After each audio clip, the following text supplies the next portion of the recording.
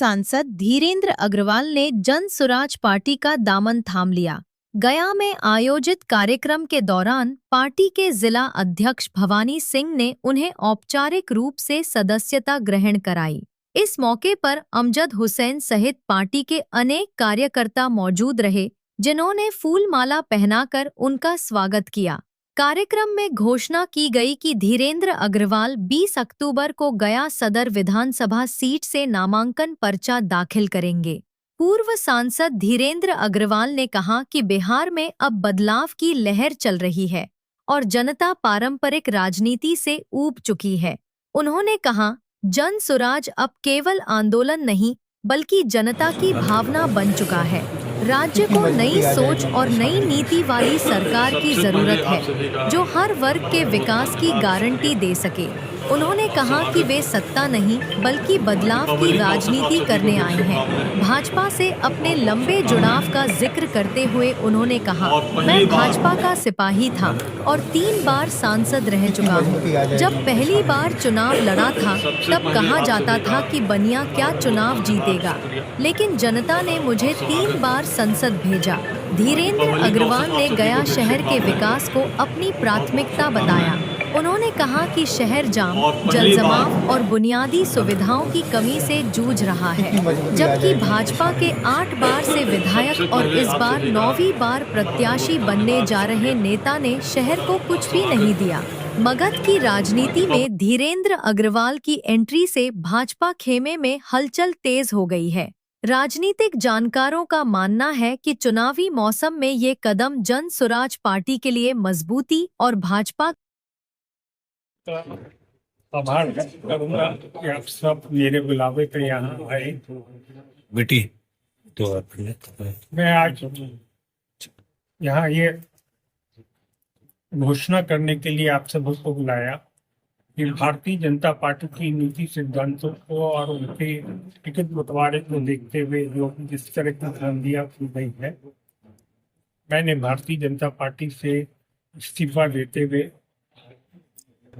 जन स्वराज पार्टी में शामिल हुआ हूँ और जन स्वराज पार्टी की नीति सिद्धांतों के रूप में मैं कार्य करूंगा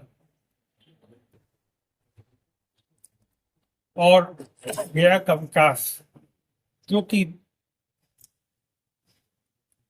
निगम के द्वारा होना चाहिए था, जो कि विधायकों के द्वारा होना चाहिए था, आज तक नहीं हो पाया।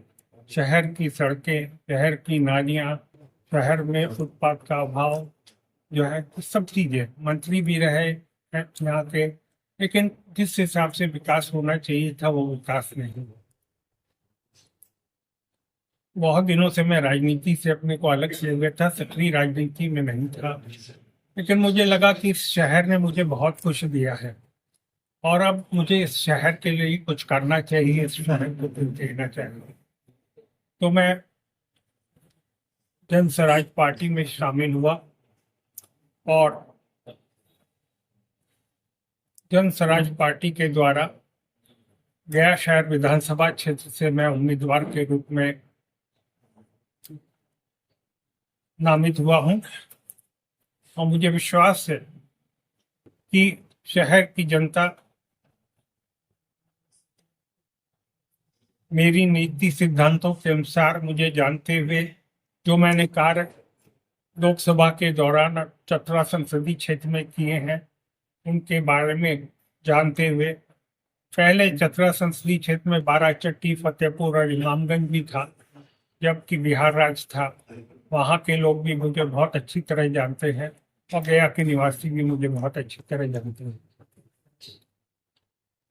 गया का विकास को मेरी यही कामना है और यही मेरी निस्वार्थ भावना है और मैं यहाँ से इस क्षेत्र को, जिस गया शहर ने मुझे बहुत कुछ दिया, अब उसको बहुत कुछ लौटाना चाहता हूँ।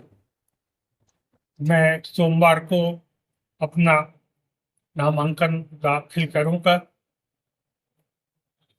आप सबों से निवेदन है, गया शहर की जनता से भी निवेदन है कि मेरे नामांकन में, जो कि सवेरे 10:30 बजे से मेरे ही घर से शुरू होगा और मैं कलेक्ट्रेट जाके नामांकन करूंगा।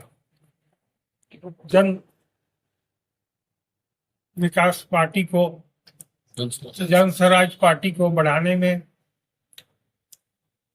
गया शहर के बहुत से प्रमुख लोग लगे रहे। इनमें हमारे जिला अध्यक्ष भवानी जी भी हैं, हमारे गजेंद्र भाई भी हैं, हमारे अमजद भाई भी हैं और भी बहुत से लोग हैं। मैं सबको ये विश्वास दिलाता हूँ कि आप सबों के सहयोग से, आप सबों के साथ चल के हम इस शहर का पूर्ण रूप से विकास करेंगे। बहुत बहुत धन्यवाद। सामने दो उम्मीदवार जो हैं काफी दमदार उम्मीदवार हैं, उनके सामने अपने आप को कहाँ देखेंगे?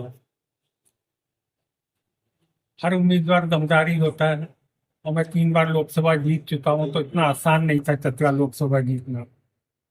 जब मैं लड़ता था और लड़ा था तो लोग ये कहते थे कि बनिया कैसे जीत जाएगा चतरा। मैंने तो 3 बार जीत के दिखा दिया कि बनिया कैसे जीत सकता है। शक्ति है तो हमारे जन स्वराज पार्टी ने जिसे आज घोषणा किया है, धीरेन्द्र अग्रवाल जी सांसद बन चुके हैं और सांसद और बड़ी कठिनाई में भी ये जीतने का काम किया था बराबर, और इस बार कुमार को नहीं हटा सके और यहाँ वही ट्रैफिक, अभी पार्किंग का व्यवस्था नहीं, अगर ये बनते हैं तो मल्टी लेयर पार्किंग का व्यवस्था होगा। अगर गांधी मैदान, जो गांधी जी का मैदान है, उसको देखिए तो वह जो कूड़ेदान के रूप में प्रतीत होता है, तो वो सारा चीज को सुंदर बनाया जाएगा। जिसको सुंदर बनाने के नाम पर काफी पैसा भी निकाला गया है, लेकिन वो सुंदर बन नहीं सका है।